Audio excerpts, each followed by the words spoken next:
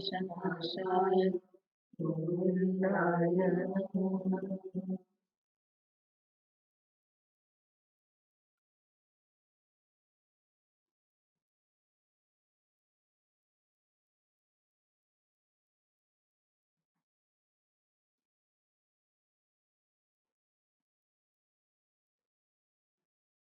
गुरुर्ब्रह्मा गुरुर्विष्णु गुरुर्देवो महेश्वरः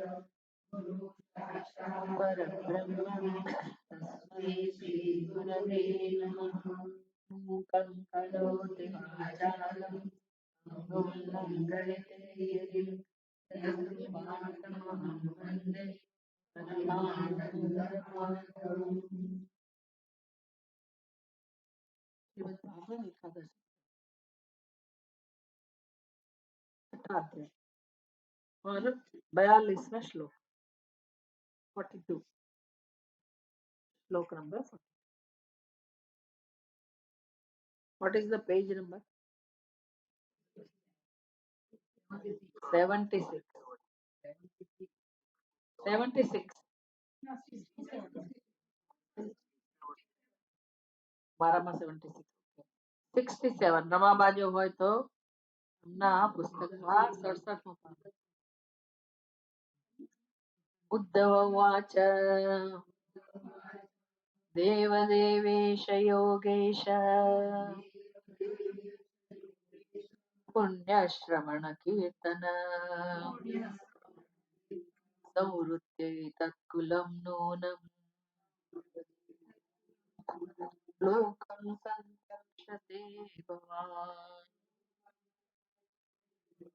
विप्रशापं समर्थोषे विप्रशापं समर्थोऽपि प्रत्यहन्न यदीश्वरः नाहं तवाङ्घ्रिकमलं क्षणार्धमपि केशव त्यक्तुं समुत्सहेनाथ स्वधामनय मामपि।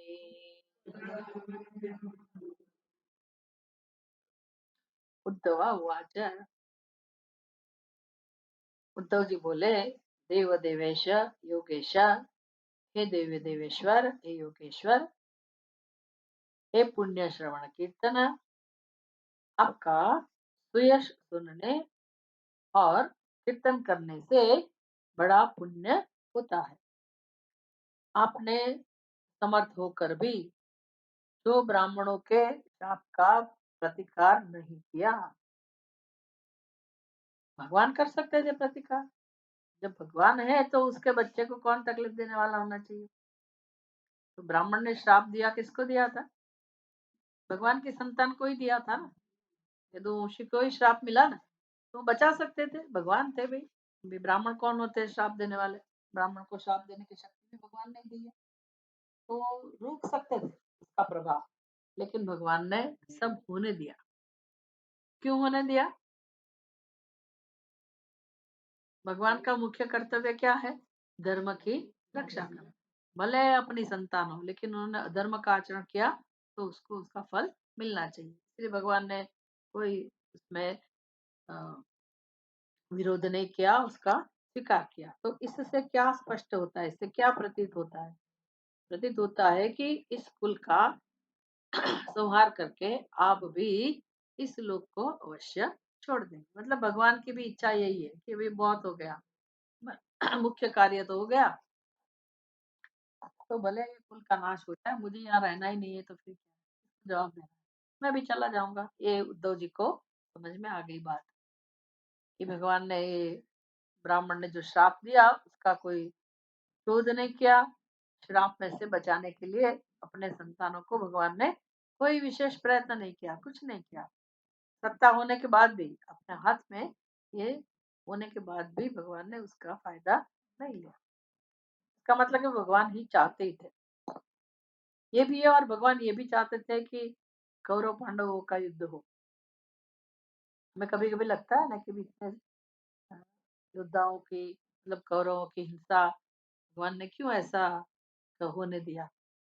रोक सकते थे भगवान, हिंसा करने की क्या ज़रूरत थी? लेकिन भगवान चाहते थे कि युद्ध हो।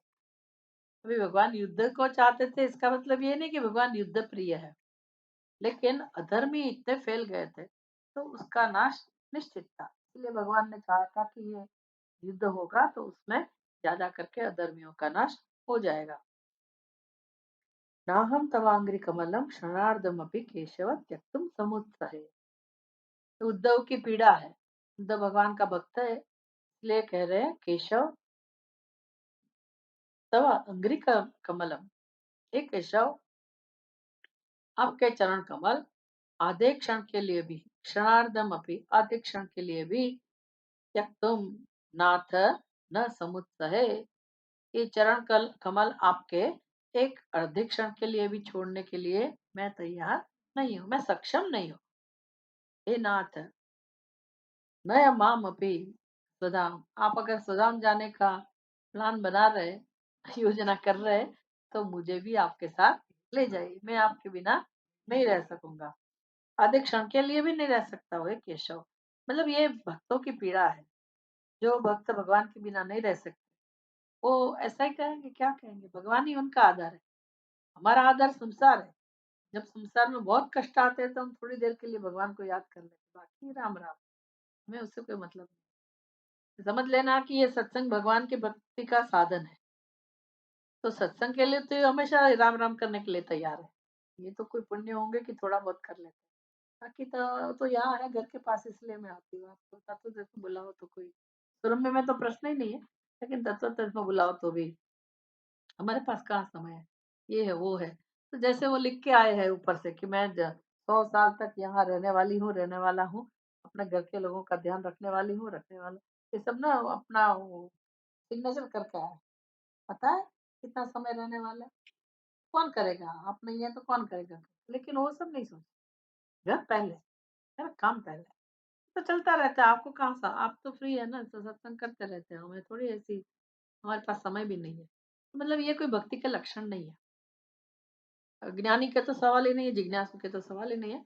भक्ति का ये लक्षण नहीं है, मतलब सब ये अनुकूलता हो तभी हम थोड़ा बहुत सत्संग करते हैं।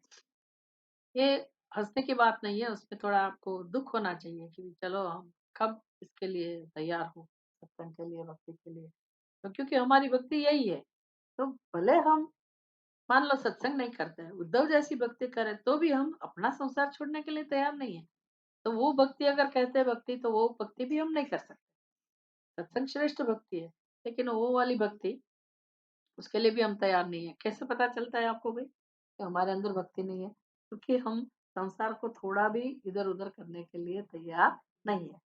कुछ भी सैक्रिफाइस करने के लिए तैयार नहीं है। ना तो आर्थिक रूप से कहेंगे कि ये किताब लाओ, नहीं, नहीं, पहले नाम लिखाएँगे, बाद में बोल देंगे हमें नहीं चाहिए। कमाल है, ये शोभा नहीं देता। ये भक्ति ऐसा नहीं समझना कि ये छोड़ के ऐसा चालू रख के मैं भक्त बन जाऊँगी। वो भक्त नहीं कहलाएँगे आप। साधक भी नहीं कहलाएँगे। इतना प्रैक्टिकल, इसमें प्रैक्टिकल कोई नहीं कहलाता है। पढ़ाई के लिए जो कुछ करना चाहिए, वो करना चाहिए। इतना प्रेम, इतना समर्पण, समय का समर्पण, धन का समर्पण, मन का समर्पण, तभी। ये सत्संग का प्रयोजन यही है। नहीं है कि खाली हमने उद्धव और कृष्ण कृष्ण के संवाद सुन लिए और अच्छा लगा और घर चले गए, बस हम सत्संग करते हैं। या जीवन में कुछ, ये सत्संग का पर्पस नहीं है। सत्संग का प्रयोजन है हम उनके जैसा बने, अर्जुन जैसा बने, भले समय लगे लेकिन हमारा ध्येय वो हो, हम उद्धव जैसा बने। उसमें उसमें बुरा लगने की क्या बात है? बुरा लगना चाहिए, तो अंदर एक घाव लगेगा तो हम कुछ छोड़ने के लिए तैयार होंगे। लेकिन हम इतना इंटेक्ट, इतना वो प्रूफ है, हमको कुछ नहीं होता, चाहे आप कितने भी कड़वे शब्द कहो, कितनी भी डांट का इला दो, लेकिन हाँ, हम पत्थर जैसे हैं अंदर से निष्ठुर, हमें कुछ नहीं होने वाला। तो ये सत्संग का कोई मतलब नहीं रहता है। करने के खातिर हम करते हैं, लेकिन हमारे अंदर कोई परिवर्तन नहीं होता है। इतना प्रेम प्रकट नहीं होता है भगवान के प्रति। तो ये सीखता है कि देखिए उद्धव क्या कह रहे हैं कि हे केशव, मैं आपको छोड़ने के लिए तैयार नहीं हूँ, क्योंकि आप ही हमारा जीवन है, तो आप हमें अपने साथ ले जाइए। तव विक्रीडितं कृष्ण नृणां परममङ्गलम् कर्णपीयूषमाख स्वाद्य त्यजन्त्यन्यस्पृहां जनः। देखिए कितना सुंदर संवाद है। ये उद्धव जी कह रहे हैं, भगवान भी नहीं कह रहे। तो उद्धव के अंदर ये सब समझ है, ज्ञान है कि प्रेम किसको कहते हैं, भगवान के प्रति प्रेम का लक्षण क्या होता है, भक्ति क्या होती है, भक्ति का लक्षण क्या होता है। तब विक्रीडितम कृष्णा ऋणाम परम मंगलम। तो आपकी क्रीड़ा है, तब विक्रीडितम, तब विक्रीडितम भगवान आपकी क्रीड़ा है, आपकी लीला है, आपका चरित्र। हे कृष्ण, नृणाम परम मंगलम, भगवान ये मनुष्यों के लिए तो अत्यंत कल्याणकारी, परम मंगलम। भगवान का चरित्र, भगवान की क्रीड़ाएं, भगवान का जो भी व्यवहार था वो मनुष्यों के लिए अत्यंत कल्याणकारी है, परम मंगलम है। मंगलम, ये तो देखिए हम अगर भगवान श्रीमद् भागवत की कथाएं सुनते हैं, रामचरितमानस सुनते हैं, भगवान का कोई भी छोटा मोटा प्रसंग हमने सुना, महाभारत के अंदर कितनी सुंदर सुंदर कथाएं हैं। अगर ये सब हम रोज एक एक कथा हम सुने, उसमें से भगवान का, भगवान की जो लीला थी, भगवान का जो व्यवहार था, भले भगवान ने कोई राक्षस का संहार किया हो, क्या आपने भक्त की मदद की हो, रक्षा की हो, कोई भी छोटा मोटा व्यवहार हो पशुओं के साथ, मनुष्यों के साथ, ग्वाल बाल के साथ, और ये भगवान का जो व्यवहार है ना, इतना मधुर है और इतना कृपापूर्ण है। भगवान के मन की बात, भगवान के हृदय में उस जीव के प्रति कितना प्रेम था, कितनी दया भावना थी, और धर्म के प्रति कितना प्रेम है, ये सब हमें सीखने को मिलेगा जब ये कथाएं सुनते हैं। भगवान का व्यक्तित्व कैसा है, किस प्रकार की भगवान की सोच है, उनके विचार कैसे हैं, वो हमारे जैसे मनुष्य का शरीर लेके ही अवतार धारण किया था भगवान ने। तो मुश्किलें तो थी ही उनके जीवन में भी, अनेक समस्याएं थी, लेकिन प्रेम कितना था भगवान के हृदय में। तो हम ये सब सुन के थोड़ा थोड़ा थोड़ा सीख सकते हैं, क्योंकि वो हमारे अंदर भी ये सब संभावनाएं हैं, हम भी ऐसे विचार वाले बन सकते हैं। हाँ, हम सर्वज्ञ सर्वशक्तिमान नहीं बन सकते, लेकिन जितना भी हमने, भगवान ने हमको सामर्थ्य दिया है, हमारे हृदय में जो भी भाव है, उसको हम उत्कृष्ट बना सकते। वो जो अज्ञान के कारण हमने अपना स्वभाव विचित्र बना दिया है, अपने विचार ऐसे बना दिए हैं, अपनी भावनाएं, ये सब हमने अज्ञान के कारण, ध्यान नहीं रखते, ऐसे विचित्र वो सब बना दिया है। भावनाएं, विचार, संकल्प, सोच, तो ये सब पवित्र कब होगा, क्या उपाय है पवित्र होने, क्योंकि हमारे पास तो वही सामग्री है व्यवहार करने की। तो जो भावना है उसी को ही ध्यान में रखते हुए हम व्यवहार करते हैं, कि नई भावना तो लाते नहीं है, अच्छी सोच लाते नहीं है। आस-पास में सब जिसके साथ हम जीवन जीते हैं उसके अंदर भी यही सब है। तो तुम क्या करने वाले हो? तुम क्या करने वाले हो? तो वो जो सोचेगी या सोचेगा वो मैं कर लूँगी। बस ऐसे संग चलता है। तो ये तो अज्ञान का ही अभ्यास होता है। उसमें कोई अपेक्षा नहीं रख सकते हम कि हमारा कल्याण हो। हमारे अंदर इतनी ताकत भी नहीं है कि मेरे अंदर ऐसी पवित्र भावनाएँ हैं अगर जन्म से, या माता-पिता ने दिया कुछ भी है, तो मैं उसकी रक्षा करूँ, ऐसे सामर्थ्य हमारे अंदर नहीं है। क्योंकि हमें अपने आप के लिए कोई गौरव नहीं है। दूसरे क्या करने वाले? वो महान है, वो मेरे से ज़्यादा श्रेष्ठ है, इसलिए मैं उसको पूछूँगी। अभी वो मेरे से भी नीचे उतरे हुए हैं, वो हमें नहीं पता। लेकिन मनुष्य अंदर से ऐसे खाली-खाली होता है, उसके अंदर कोई सामर्थ्य नहीं है। तो दूसरों का देख-देख के वो बेचारा अपना अज्ञान है ना बढ़ाता रहता है, ज्ञान का अभ्यास। तो कोई आशा ही नहीं रख सकते जीवन में, पवित्र होने की, अपना कल्याण करने की, कोई उम्मीद नहीं रख सकते। तो भगवान की लीला ऐसी है कि उनको अगर स्मरण करते हैं, उनका व्यवहार का हम उसके बारे में सोचते हैं, तो उधर से प्रेरणा मिल सकती है कि मेरे भगवान ऐसा कर रहे हैं, तो मुझे ये व्यवहार शोभा नहीं देता, मुझे परिवर्तन लाना चाहिए। तो अपने जीवन का आधार अगर कृष्ण भगवान है या रामचंद्र जी है, तो ही हमारा कल्याण, नहीं तो हमारा कल्याण नहीं है। इसलिए सीखना है। तो उद्धव जी कहते हैं कि भगवान तव विक्रीडितम, नृणाम परम मंगलम। हे कृष्णा, आपका ये आचार, आपका व्यवहार, ये सब मनुष्यों के लिए परम मंगलमय है, कल्याणकारी है। कर्ण पीयूषम आस्वाद्य त्यजंती अन्य स्पृहाम जनः।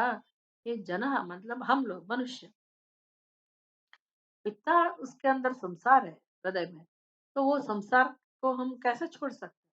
बहुत मुश्किल है, वैराग्य बहुत मुश्किल है। लेकिन कर्ण पीयूषम आस्वाद्य, अगर हम हमारे कान, कर्ण, पीयूषम आस्वाद्य, पीयूष माने अमृत, कर्ण को अगर अमृत का स्वाद मिल जाए, अमृत का स्वाद माने अभी जो हम भगवान का अ, चरित्र या उनकी कथाएं या उनका उपदेश, उनको श्रवण करते हैं, तो इसको कहते हैं भगवान का पीयूष। कर्ण पीयूषम आस्वाद्य।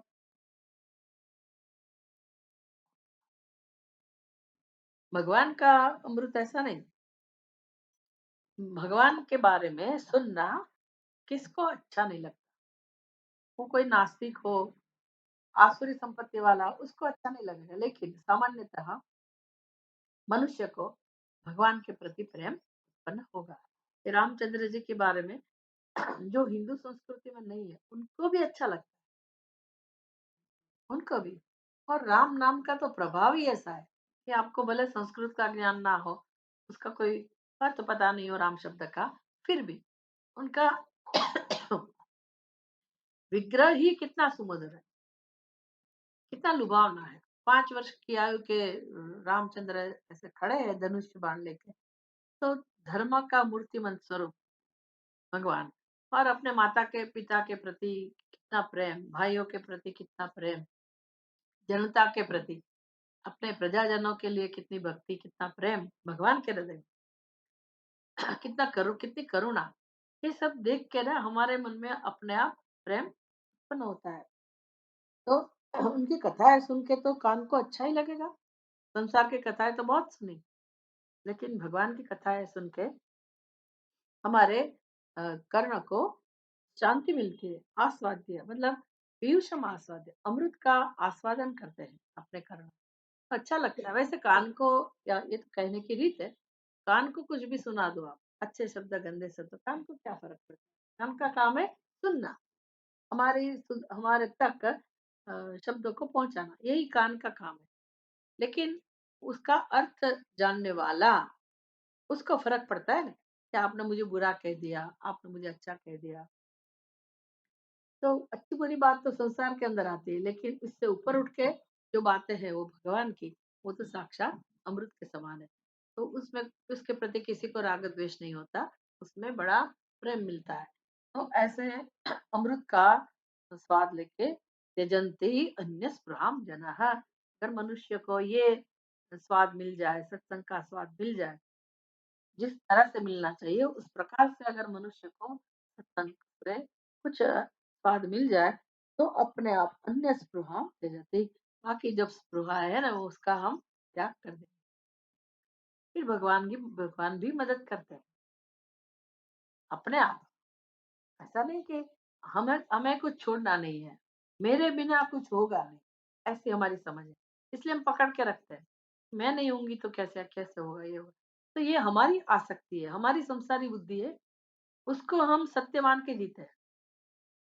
लेकिन संसार के प्रति अगर हमें थोड़ा ना भाव कम हो गया और भगवान के प्रति प्रेम बढ़ गया, तो स्वाभाविक रूप से ही हम भगवान का चिंतन करेंगे, संसार का चिंतन अपने आप कम हो जाएगा। फिर जो चिंता थी ना कि मेरे बिना क्या होगा, भगवान उसकी व्यवस्था कर देते, अवश्य करते हैं, ये अनुभव में लाते हैं भगवान। हर पल ये सब अनुभव होता ही रहता है, अगर हमारा दिमाग खुला है और हम भगवान के लिए, हम हमेशा अ, उनके बारे में सोचने के लिए, उनकी कृपा के पाने के लिए तैयार है, तो हाँ, भगवान हमें दिखाएँगे। आज मैं आई तो मेरे हाथ में तो ज़्यादा वो सामान रहता है बैग में। तो बेचारा वो लड़का जो छोड़ने आता है गाड़ी वाला, वो लिफ्ट तक रह जाता रख के जाता है। निखिल भाई ने बोला कि मैंने लिफ्ट खोल दी है, आगे आ जाओ। मैंने बोला नहीं, कमरे के सामने जो है ना, वो वाली पीछे वाली लिफ्ट। तो वो बेचारा आया, लेकिन लिफ्ट तो ऊपर गई थी 10 तक। तो उसको जो देर होती है उधर कोई गाड़ी खड़ी नहीं रहता, वो तो चला गया। मैंने बोला कोई बात नहीं, मैं मैनेज कर लूँगी, अंदर रख दूँगी। कितनी देर में जैसे लिफ्ट आई तो इधर से एक बहन आई, काम वाली बहन, वो पकड़ के खड़ी है उधर। ये और ना जल्दी वो जाली खिसक जाती है, आप चिंता मत करो, मैं पकड़ के रखती हूँ, अब धीरे-धीरे। ये कौन है? व्यवस्था है ना उनकी। यार ये तो एक इसमें तो कोई दम नहीं है, लेकिन ऐसा तो पूरा जीवन ऐसा ही, पूरा जीवन। वो हर क्षण हेल्प करने के लिए तैयार, हर क्षण। हम जो है एक बुद्धू, थोड़ा भी हमने किसी की मदद कर दी तो हम सोचते हैं हम ही मदद करने वाले, मेरे बिना कुछ नहीं। ये हमारा घमंड है। या तो फिर चिंता रहती, मैं नहीं करूँगी तो कौन करेगा? मैं मैं ये घर चलाती हूँ, मैं ये संसार चलाती हूँ, मैं ये करना है, मुझे वो करना है। ऐसे संसार ने हमारे अंदर अपना घर बना के रखा है, तो उसमें से बाहर आना है कि वैसे भी भगवान ही कर रहा है सब। दृष्टि बदलनी है, अपना निश्चय बदलना है, संकल्प बदलना है कि मुझे ये काम करना है। क्या काम करना है? क्या काम करना है? सत्संग, सत्संग, अध्ययन करना है। जब तक हमारा ये ना दिमाग है अभी, समझ समझ सकते हैं, सुन सकते हैं, देख सकते हैं, क्या पता कोरोना के पहले क्या सिचुएशन थी, अभी क्या हो गया, कितना बदल गया। हम कहाँ क्या कहते हैं उसको, काल हमें फेंक देगा एक कोने में, पता भी नहीं चलेगा। तो जब तक सामर्थ्य है तो यही अमृत का पान कर लेना चाहिए ना, संसार तो चलता ही रहेगा। कोई ऐसा नहीं कहता कि आप घर बार छोड़ दो, अपनी फैमिली छोड़ छाड़ करके फिर सत्संग करो, ऐसा तो कोई कहता नहीं है। लेकिन कुछ सिंसियरिटी तो आनी चाहिए, नियमितता तो आनी चाहिए, कुछ रस होना चाहिए। तो ये श्रेष्ठ उपाय है, श्रेष्ठ उपाय है ये। इसलिए कहते हैं त्यजति जनः अन्य स्पृहा। तभी मनुष्य की अन्य स्पृहा, अन्य प्रिय विषय जो है ना, उससे हम मुक्त होंगे, नहीं तो हम छोड़ नहीं सकते। अन्य स्पृहा। रमा मैंने तुम्हारा माइक्रोफोन बंद करो।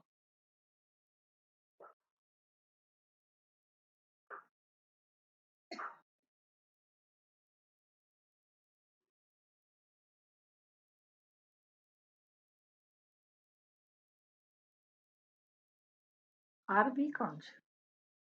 अरे बाबा।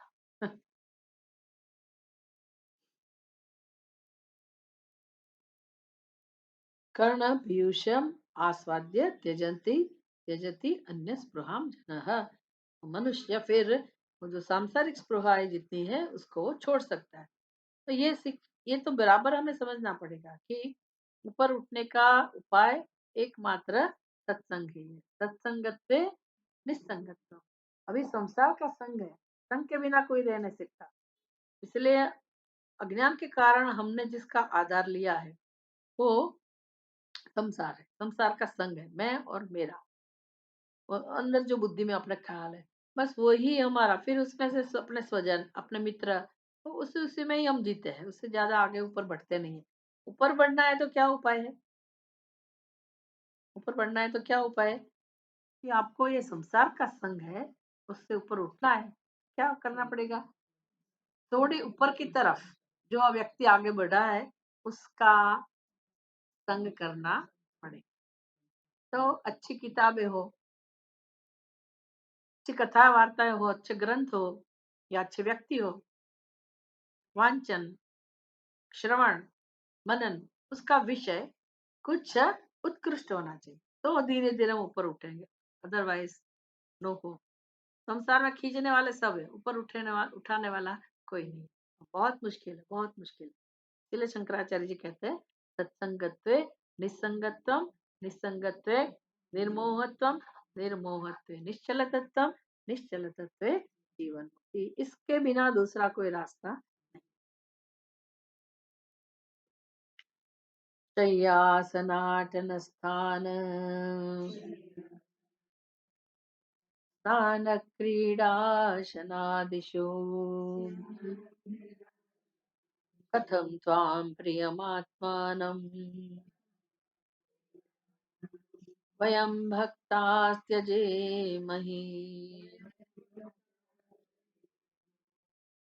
अभी उद्धव की तो परिस्थिति कुछ और ही है।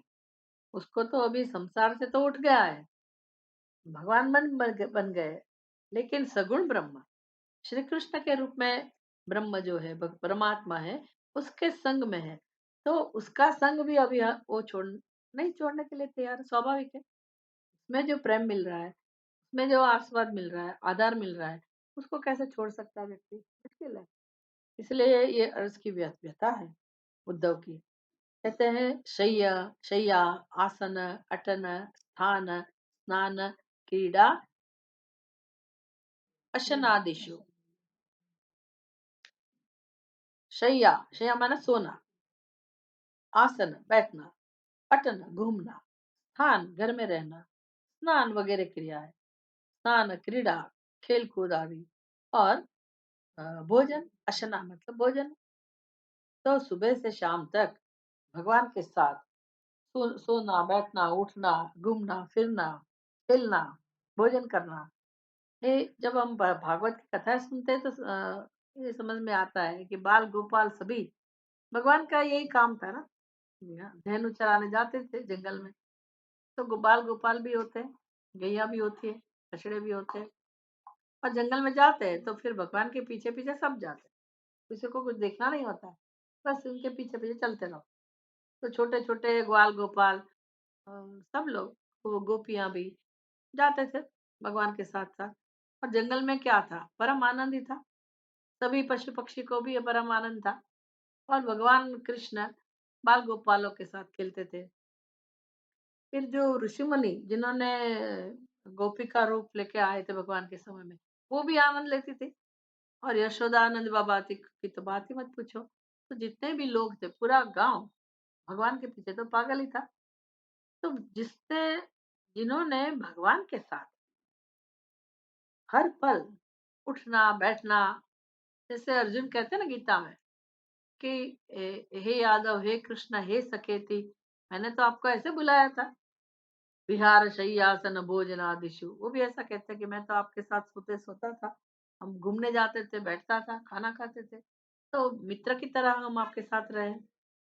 और मैं आपको हे कृष्ण हे यादव ऐसे बुलाता था। जब विश्व रूप में देखा कि ये तो विराट स्वरूप है भगवान, ये कृष्ण मेरे सामने जिसको मैं हे कालिया हे कृष्ण ऐसा कह के बुलाता था, हे मित्र ऐसा कहता था, लेकिन वो तो तीनों लोगों का स्वामी है, पूरे ब्रह्मांड का अ, अधिष्ठान है, आत्मा है, स्वामी है। ऐसे भगवान को मैंने समझा नहीं और उसके साथ ऐसे व्यवहार किया। ये अर्जुन का दुख था। यहाँ ऐसे ही शब्द प्रयोग कौन कर रहे हैं? उद्धव। तो उद्धव का मतलब अलग है। वो अर्जुन को तो दुख होता था कि मैं पहचान नहीं सका भगवान आपको। तो क्षमा है भगवान, हमें आप माफ करना, मैंने आपको इस तरह से ट्रीट किया, ऐसे नहीं कहना चाहिए था। हम भी नहीं समझ पाते कि साधुओं के बीच और हमारे बीच में क्या अंतर है, साधुओं के साथ किस प्रकार का व्यवहार करना चाहिए, वो सब हम नहीं जानते, इतना नहीं जानते। तो ठीक है, उनको पर जानना चाहिए। तो अर्जुन तो कहता है कि भगवान मुझे जानना चाहिए था, मेरी गलती हुई। लेकिन यहाँ उद्धव जी तो कहते हैं, उसका भाव अलग है। कहते हैं कि भगवान सोने बैठने घूमने घर में रहने और स्नान क्रीड़ा तथा भोजन करने आदि समस्त व्यापारों में सभी प्रवृत्ति में निरंतर आपके साथ रहने वाले आपके प्रेमी। तो हम क्यों आपके पीछे पीछे रहते थे भाई? क्योंकि हमें दूसरे का साथ अच्छा नहीं लगता था। हम आपके पीछे पीछे क्यों रहते थे? क्योंकि हमें आपसे प्रेम हो गया। हम आपके प्रेमी हैं। तो सभी भगवान के प्रेमी थे। और वो प्रेम किस प्रकार होता है, तो हम कल्पना कर सकते हैं कि कृष्ण छोटे से होंगे, तो वो अपने मित्र के साथ ना ऐसे, वो जैसे दो बच्चे जाते हैं ना ऐसे कंधे पे हाथ रख के, तो वो भी ऐसे घूमते होंगे सारे मित्र भी उनके साथ कृष्ण के साथ। कभी हाथ पकड़ लिया, कभी उछलते हैं, कभी कूदते हैं, कभी पेड़ पर चढ़ गए, कभी गौवा के पीछे भागे, ये किया वो किया, सब होता ही रहता होगा जैसे बच्चे खेलते हैं। तो भगवान एक ही थे उनमें से। बड़ों के साथ भी वो इस प्रकार से खेलते रहते थे, कुछ ना कुछ व्यवहार करते रहते थे। गोपियों के साथ खेला करते थे भगवान। कोई छाछ दो पहले, गोपियां भी कम नहीं थी, उसका नाच देखना चाहती थी, तो लालच देगी, नहीं दूंगी मैं छाछ, पहले तुम नृत्य करो, मेरे सामने नाचो। छाछ चाहिए तो पहले नाचना पड़ेगा। तो ये लगता है कि ये बहुत छोटा व्यवहार है, लेकिन इसमें अद्भुत प्रेम जुड़ा हुआ है। और जब साक्षात कृष्ण सामने थे ही, तो फिर तो कुछ कहना ही क्या। उन उनकी तरफ देखने मात्र से, उनका हाथ पकड़ने मात्र से, उनको मक्खन खिलाने से, छाछ थोड़ी-सी पिला दी, एक स्माइल दे दी कृष्ण भगवान ने। ओहो हो! गोपियों की क्या हालत होती होगी बताओ। उसके मित्र की भी क्या स्थिति होगी। तो कहते हैं कि ये सभी व्यवहारों के अंदर हमने भगवान आपसे इतना प्रेम प्राप्त किया है। हम आपके प्रेमी भक्त, हम लोग निरंतर आपके साथ समस्त व्यापारों में प्रेम प्राप्त करते थे, और अपने प्रिय आत्मरूप हम आपको कैसे छोड़ देंगे। तो आपके बिना तो हमारा कोई व्यवहार था ही नहीं। और हर एक व्यवहार में वो भगवान हंसते भी होंगे, कभी कुछ मजाक मस्ती भी हो गई, खाना भी खाया कि चलो मैंने कृष्ण भगवान के हाथ से थोड़ा जुटा लिया, मैंने भगवान को थोड़ा चखवा दिया, मैंने खिलाया कुछ, मैंने उनसे ले लिया, कुछ हंसी मजाक हो गई, एक आनंद आता होगा ना। तो एक व्यवहार के माध्यम से ही वो प्रेम का प्रागट्य होता है। हम आंखें बंद करके थोड़ी देर बैठे ध्यान में, वो अलग प्रकार का ध्यान। लेकिन भगवान के साथ रहने का महत्व क्या है, प्रयोजन क्या है, फायदा क्या है। तो भगवान की जो भी हरकतें होंगी छोटी छोटी, सभी हरकतों में भगवान से प्रेम मिलता है, और हम भी भगवान को प्रेम दे सकते हैं। अरस परस है ना। तो हृदय में एक उल्लास, एक प्रेम जो प्रकट होता है, यही मनुष्य का जीवन है। इसके बिना जीवन का कोई मतलब। आप सोचना कभी कि समय कहाँ जाता है, सुबह से शाम तक वो जो एक मैकेनिकल यांत्रिक जो प्रवृत्तियां वो करते रहते हैं हम। उसमें क्या, हम तो कुछ नहीं करते, वो हो रहा है सब, और बस एक शेड्यूल बना दिया उसके प्रकार से हम। लेकिन कोई जीवन का कोई दूसरा प्रयोजन है कि नहीं, वो हमें पता ही नहीं। कभी सोचना चाहिए कि ये जीवन का प्रयोजन क्या है, मुझे क्या करना चाहिए, मेरे लिए क्या करना चाहिए। परमात्मा की स्मृति के लिए, परमात्मा का भजन करने के लिए, उसका अनुभव के लिए, क्योंकि हम चाहते भी है ना। तो ये मीनिंगलेस लाइफ हो जाती है। कर्म तो ढेर सारा कर देते हैं, बहुत सारा व्यवहार प्रवृत्तियां, लेकिन अंदर से कुछ प्रेम का प्राकट्य नहीं होता है। ना तो दूसरे के साथ ऐसा कुछ अनुभव होता है, ना तो अकेले में अनुभव होता है। काम किए जाते बस, शाम हो गई, थक गए, सो गए, जीवन समाप्त। तो क्या आपने प्रेम पाया, प्रेम का अनुभव कब। हमेशा जिम्मेदारी जिम्मेदारी जिम्मेदारी, मेरा ये करता है, मुझे वो करना पड़ेगा, क्या करे, करना ही पड़ेगा। ये ये सत्संग हमें ये सब सिखाता है। वो कर्म तो हम अवॉइड नहीं कर सकते, कर्म व्यवहार वो तो होगा ही होगा, लेकिन ये सब सुनने के बाद भगवान का आचरण और व्यवहार, ऐसे भक्तों का भगवान के साथ जो व्यवहार है, उसके माध्यम से हमें सीखना है कि हमारा व्यवहार, भले हमारे सामने कृष्ण ना हो, कोई तो है ना, किसी के लिए तो हम कर रहे हैं ना। तो वो हो जो व्यवहार हमारा, हम जिसको करते ना, कोई बात नहीं, उसमें भी प्रेम का प्रागट्य, वो व्यवहार निमित्त बन जाना चाहिए कि हमारे अंदर का प्रेम प्रकट हो। ऐसे ऐसा सोच के नहीं कि ये मेरा कर्तव्य है, करना पड़ता है, क्या करे, मेरे बिना कौन करेगा, मैं ही हूँ। अभी ये सब जाना चाहिए। तो कब जाएगा, जब हम सत्संग करेंगे तो। अंदर से तो हमने वही पकड़ के रखा है, अच्छा नहीं लगता है, लेकिन महत्व तो उसका ही है। लेकिन उसमें प्रेम कब प्रकट हो, प्रेम कैसे प्रकट हो सकता है अपने जीवन में, व्यवहार में, वो सुख सीखने का माध्यम कहाँ, कौन है, सत्संग। इसलिए सत्संग को पकड़। तो क्या होगा, सत्संग को पकड़ने से ज्यादा, ये भगवान की कथाओं का श्रवण करने से, अनुसंधान करने से, भगवान की लीलाओं का, भगवान के व्यवहार का, ऐसे भक्तों की सोच जान के, हमें हमारे अंदर क्या परिवर्तन आता है, हमारी बुद्धि धीरे धीरे धीरे परिवर्तित होती है। तो कर्म तो एक स्ट्रक्चर है, मतलब एक आधार है जीने का। चलो भाई, कर्म के बिना तो हम जीवन नहीं जी सकते। किसी का ये कर्म रहता है, किसका वो कर्म रहता है, ठीक है, कोई सासू है, कोई बहू है, कोई ये है, कोई वो है, कोई अकेले है, कोई सबके साथ है, वो सब व्यवस्था है, जो है सो है।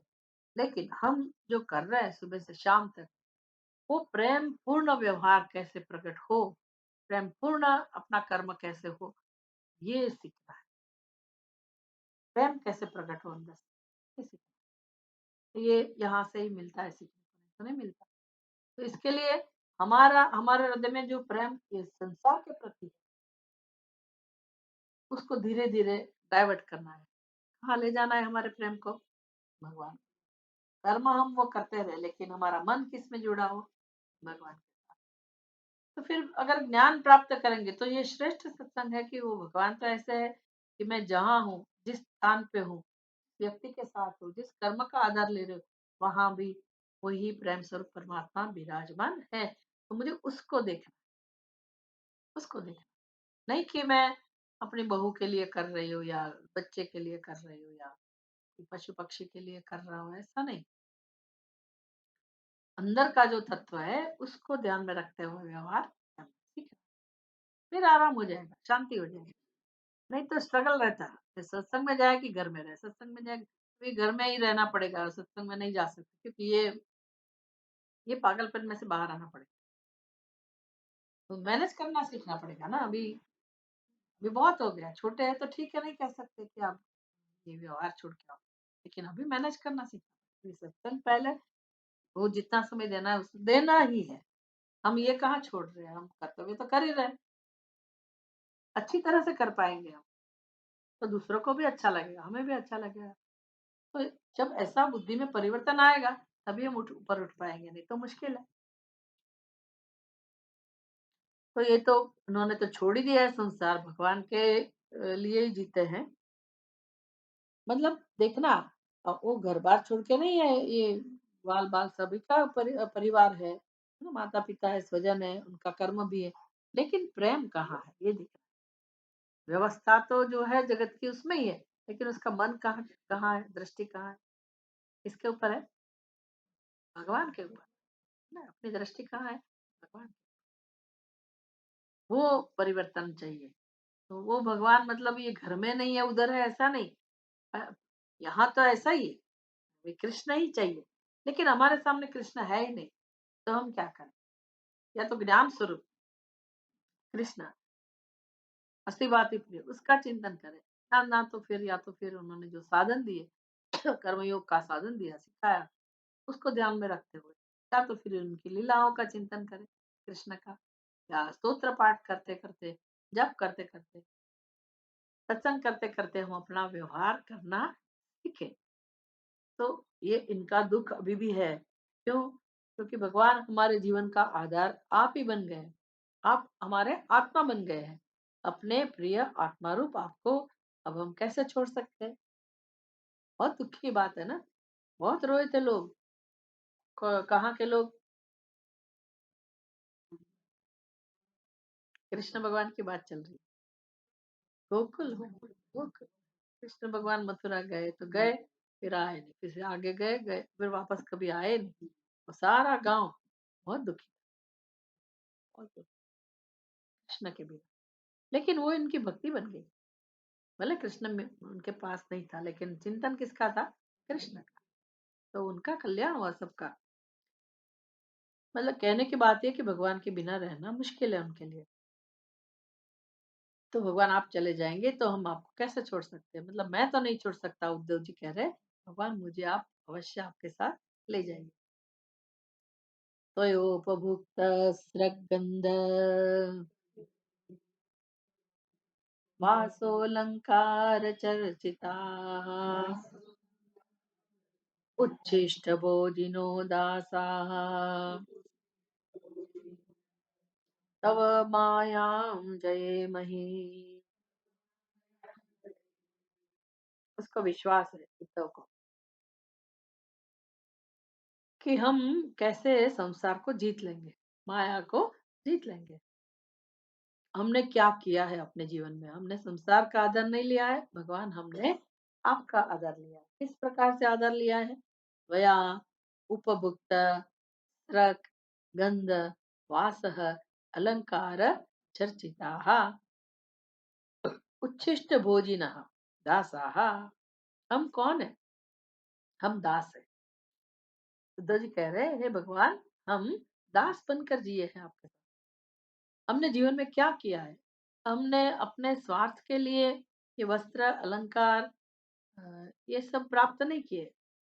अपनी वासना की पूर्ति के लिए ये हमने उपभोग नहीं किया विषयों का।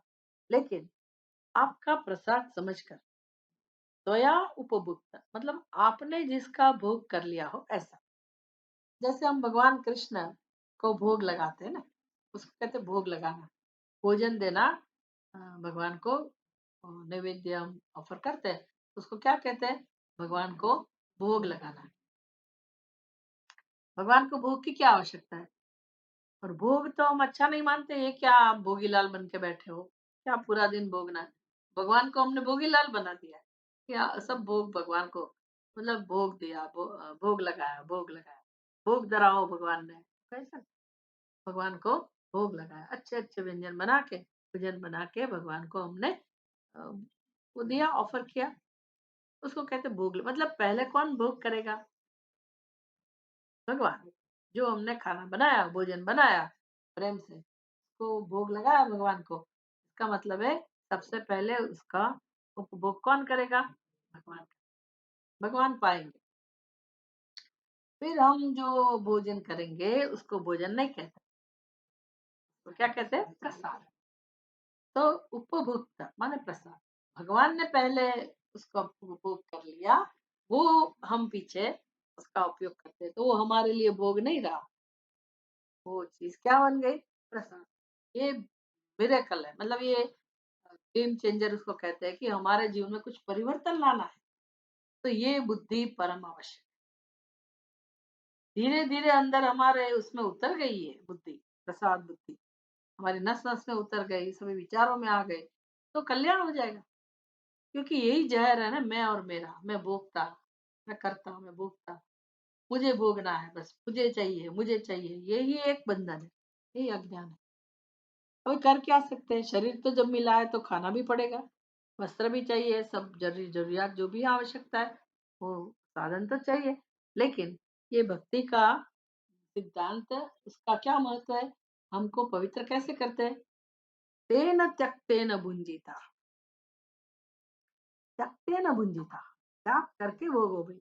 फिर त्याग करना और भोगना दो साथ हो सकता है? त्यागना मतलब त्यागना, फिर भोग नहीं करना उसका नाम ही त्याग है। लेकिन उपनिषद क्या कहता है? तेन त्यक्तेन भुंजीता, त्याग करके भोगो। इसका मतलब है भोजन तो मुझे मिलेगा ही, मैंने ही बनाया, अपने स्वाद से बनाया, अच्छे से बनाया, ध्यान रख के बनाया, मेरे लिए ही बनाया, लेकिन मेरी भोग बुद्धि निवृत्त करनी है। तो क्या उपाय है? वही भोजन में अपने इष्ट को पहले दूं, भगवान को दिया, अब मुझे जब मिल रहा है तो वो क्या हो गया? भगवान का। इतना बड़ा सिद्धांत है ये, विश्वास चाहिए। फिर कहते हैं ना लोग स्वामीनारायण का, नहीं स्वामीनारायण ने क्या, सत्यनारायण का वो हलवा प्रसाद, घर पे क्या आप कितना भी बनाओ कि आज मैं उस प्रकार से बनाऊंगी, वो स्वाद नहीं है जितना स्वाद उसमें आता है। क्या चमत्कार, क्या कारण होगा? भगवान की अमित दृष्टि उस पे आती है ना, आंख से भगवान भोजन ग्रहण कर लेते, हमारे सामने ऐसे करके नहीं खाते, कम भी नहीं होता है। कम हो जाए, अगर कम होता होगा तो हम कभी देते? एक इतनी कटोरी दे देते? नहीं, भगवान खाते कहाँ है भाई? नहीं खाते वही अच्छा है। नहीं तो आप कहाँ देने वाले हैं, पता है हमको। रोज रोज कहाँ से देंगे? कोई दिन दिया बराबर। लेकिन वो अमित दृष्टि भगवान की, भगवान का ये नियम है, मतलब इंद्रियों से, तो क्या बोलते हैं, परा प्रिय देवता, परोक्ष भोक्ता, परोक्ष प्रिया देवता, दूर से रह के वो भोग करते हैं, वास्तव में कुछ खाते बाते नहीं है, परोक्ष प्रिया, लेकिन वो उनको देना पड़ेगा। तो ये कह रहे हैं उद्धव जी कि हमने त्वया उपभोक्ता, आपने पहले जिसका भोग किया हो, वही स्रक स्रक मतलब मालाएँ, अलंकार, माला, गंध, तो चंदन लगाते थी का तो हम कौन-सा पसंद करेंगे? भगवान के वहाँ मंदिर में से मिला तो क्या बात, पूछो ही मत। वही चंदन हम रखेंगे। स्रक, गंध, वासः मन अलंकार, भगवान के पहने हुए वस्त्र, बहुत सारी कथाएँ भी भक्त लोगों ने बनाई है कि भगवान के पहने हुए वस्त्र का उपयोग कैसे, बेचारा मोटा व्यक्ति को तो तकलीफ हो जाएगी। पतला है उसको भी तकलीफ हो जाएगी। पर चलो धोती-वोती है तो ठीक है, उसका उपयोग करके फिर सिलाई बनवा कुछ बनवा लो आप। तो क्या होगा पता नहीं हम, लेकिन वो कह रहे तो ऐसा ही होगा कि आपके जैसे हमारे अपने गुरुजी है तो उनका कोई वस्त्र है, तो कोई साधु आया जो गरीब है तो उसको दे देते हैं। तो वो प्रेम से उसका उपयोग करता है, तो उसको कहते हैं दास। तो उद्धव जी कह रहे हैं हम भी दास हैं आपके, दासाह तव, हमने भी ऐसा ही किया है, आपके वस्त्र, आपके अलंकार, उसको धारण करके तथा आपका उच्छिष्ट उच्छिष्ट भोजन भाजिना उच्छिष्ट भोजना, भगवान ने जो खा के छोड़ दिया वो हम खाते। जैसे आपके बच्चे ने छोड़ दिया तो आप नहीं खा लेते, माताएं खा लेती है ना, पिता तो पता नहीं, लेकिन माताएं खा लेती बच्चों का जूठा, पति का जूठा भी कोई कोई खाते, पर बच्चों का जूठा क्या कारण है? प्रेम। तो ये भगवान के भक्त है, उनको भी भगवान ने भी जो भी जूठा छोड़ दिया प्रेम से खाते, तो हम दास है आपका जूठा, आपकी जूठन, आपका उच्छिष्ट भोजन करने वाले हम आपके दास, मतलब ऐसा जीवन जिए तो हमको पता है कि हम अभी भगवान के साथ जाने के लिए अधिकारी है। अभी हमें माया में रहने की कोई जरूरत नहीं, तो हम माया को जीत लेंगे, अवश्य माया को जीतेंगे और आपके साथ वैकुंठ धाम में हम भी आ सकते हैं। आप हमें ले जाइए। ॐ पूर्णमदः पूर्णमिदं पूर्णात् पूर्णमुदच्यते पूर्णस्य पूर्णमादाय पूर्णमेवावशिष्यते। ॐ शान्ति शान्ति शान्तिः। हरिः ओम्। श्रीगुरुभ्यो नमः। हरिः ओम्।